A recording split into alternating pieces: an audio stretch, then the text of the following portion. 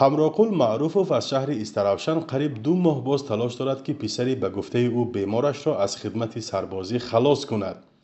дӯстмуроди 25 сола моҳи май ҳангоми бозгашт аз русия ба артиш бурда шуда ҳоло дар яке аз қисмҳои низомӣ дар ноҳияи деваштич қарор дорад. падараш дар суҳбат бо радиои озодӣ гуфт ӯ бемор аст ва пизишкон дар гузашта ба хидмат ношоям дониста буданд. соли ки мани 24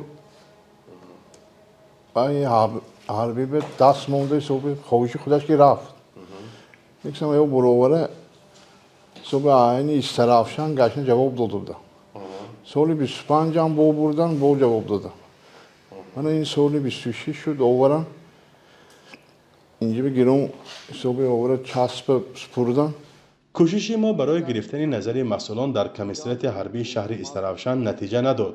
як манбаъ дар ин ниҳод рӯзи 6 июл бе зикри номаш гуфт барои дақиқ кардани вазъи саломатии навсарбоз комиссион таъсис дода шудааст.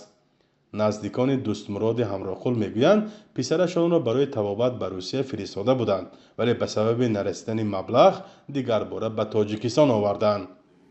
модараш манзура маъруфова гуфт вазъи саломатии дӯстмурод дар қисми низомӣ бадтар шудааст. ҳамон ҳона қоғозаш ба ҳайко ва як гирижа дорад дия рои шушу ҷигара парда гиртаги нафас кашиш қин даромадагиш ба размераш майда буд унҷо ба ягон қариб як ҳафтами 2 ҳафта вай кардия хизмати ҳарбия кард размераш калон шудааст 57 мечанд айни ҳамон гирижаш дия мо бояш ва шуша тешкара даромадосу роша парда гирифтаги уфтодия. ин хонавода дар номае ба мақомот аз рафтори кормандони комиссарияти ҳарбии шаҳри истаравшан шикоят карданд.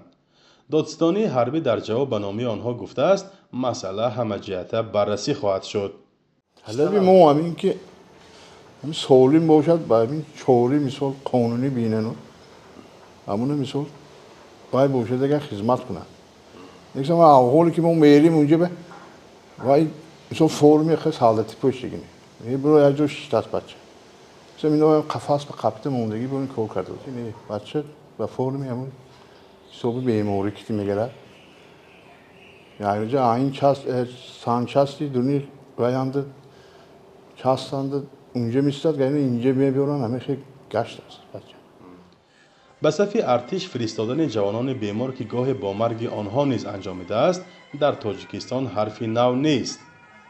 ҳомиёни ҳуқуқи сарбозон дар ин кор низомиёнро танқид мекунанд ки барои иҷрои нақша вазъи саломатии ҷавононро ба назар намегиранд.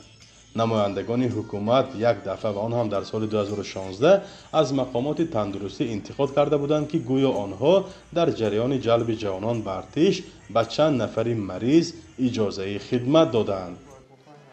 фарзон муҳаммадӣ, радиои озодии шаҳри хуҷанд.